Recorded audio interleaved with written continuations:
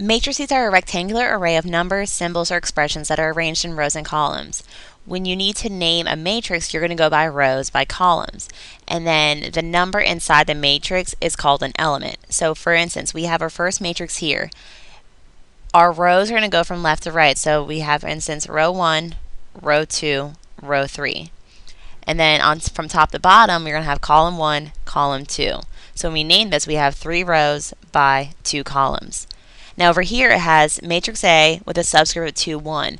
What this is asking is what element represents our 2, 1. The first number represents your row, the second one represents your column. So in row 2, column 1, our element is going to be 5. Now for instance, we have A2, 2. So in matrix A, row 2, column 2 is going to be 0. When you add and subtract matrices, your matrices have to be the same, so exactly the same dimensions. So for instance, number 1, we have a 2 by 3 and a 2 by 3. We're able to add these. Because of them being the same size, all we do is just match up each element and add or subtract them. So 3 and 4 gives you your 7, negative 2, negative 5 gives you a negative 7, 1 and 1 gives you 2, 4 and 3 gives you 7, 6 and 8 gives you 14, and 8 plus negative 9 gives you a negative 1. And there's your final answer for this one.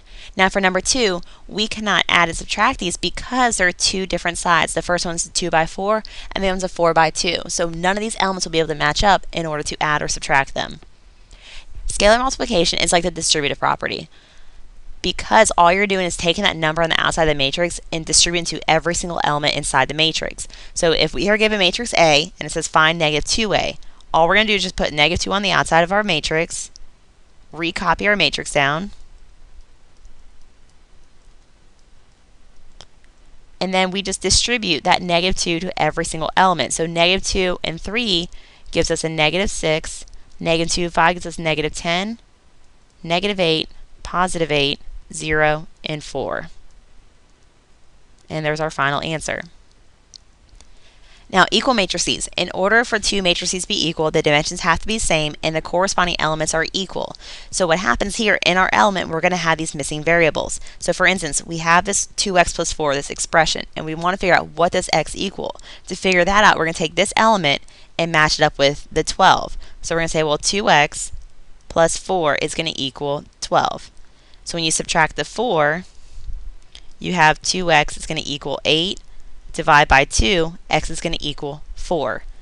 Now in the same matrix, we have this element of a missing variable and this one over here that are going to match up. So we have a negative 3y plus 5 is going to equal 5y minus 3.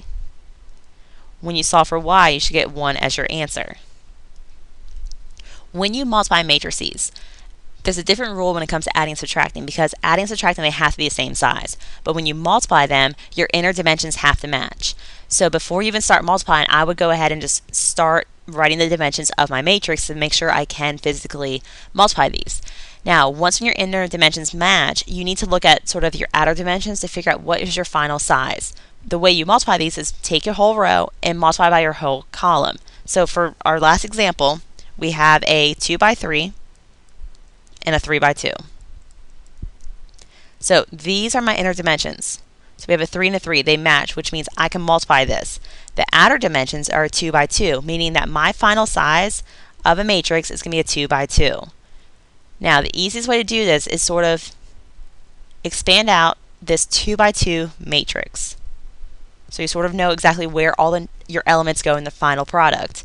So you're going to take this whole row here and you're going to multiply it to this column here. So you're going to take the 3 times it by 0, then you're going to add the negative 1 times negative 4.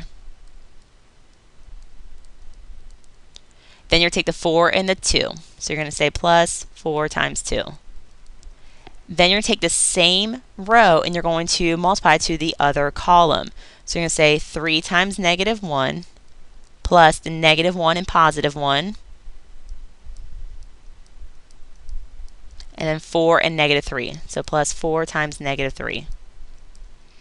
Once we do this row, you're going to take the second row here and do the same exact thing. So you're going to say negative 2 times 0 plus the 0 times negative 4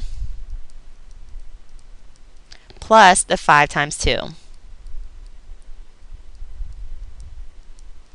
Once we finish the first column, take the same row, go to the second column. So I'm going to say, well, negative 2 times negative 1 plus 0 times 1 plus 5 times negative 3.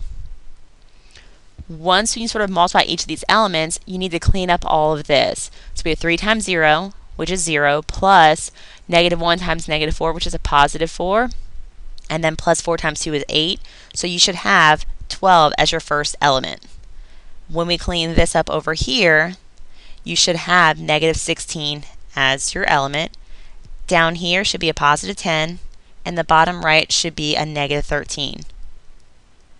And that is your final answer.